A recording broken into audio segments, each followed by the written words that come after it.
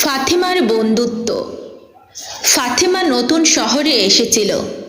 প্রথম দিন স্কুলে কেউ তার সঙ্গে কথা বলল না। সে লজ্জায় ভরে গেল, কিন্তু হাল ছাড়ল না। সে ধীরে ধীরে ফাতিমা ক্লাসের সঙ্গে মিশল, সাহায্য করলো এবং নিজের সৌম্যতা দিয়ে বন্ধু বানালো। কয়েক সপ্তাহের মধ্যেই সে স্কুলে সবার প্রিয় হয়ে উঠল।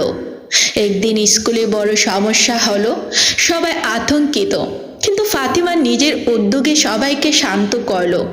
বন্ধুত্ব তার শক্তি, সাহস এবং নতুন চ্যালেঞ্জ গ্রহণের জন্য প্রস্তুত করেছে। শিক্ষকরা তার উদ্যোগ ও মনোযোগের প্রশংসা করলো।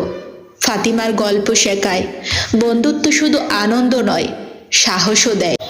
সিয়ার অধ্যবসায়। সিয়া ছোটবেলা থেকেই কল্পনাশীল ছিল। সে বই পড়ত, ছবি আঁকত এবং সবসময় নতুন কিছু শেখার চেষ্টা করত। স্কুলে ভর্তি হলে প্রথমে নতুন পরিবেশের জন্য লজ্জা অনুভব করেছিল। ক্লাসে প্রথম পরীক্ষা চলাকালীন সে হতাশ হয়ে পড়ল। অন্যান্য ছাত্ররা অনেক বেশি জানত, আর সিয়া মনে করল সে কখনো প্রতিযোগিতায় সফল হবে না। কিন্তু ধীরে ধীরে সে মনকে শান্ত করল এবং মনোযোগ দিয়ে প্রশ্নগুলো বোঝার চেষ্টা করল। পরীক্ষার শেষে শিক্ষক তার প্রচেষ্টা দেখে প্রশংসা করল। সিয়া বুঝল পরিশ্রম ও অধ্যবসায়ই সাফল্যের চাবিকাঠি। সে প্রতিদিন সকালে উঠে নতুন ধারণা নিয়ে পড়াশোনা করত। কয়েক মাস পর সিয়া একটি স্কুল প্রজেক্ট তৈরি করলো, যা প্রথম পুরস্কার পেল।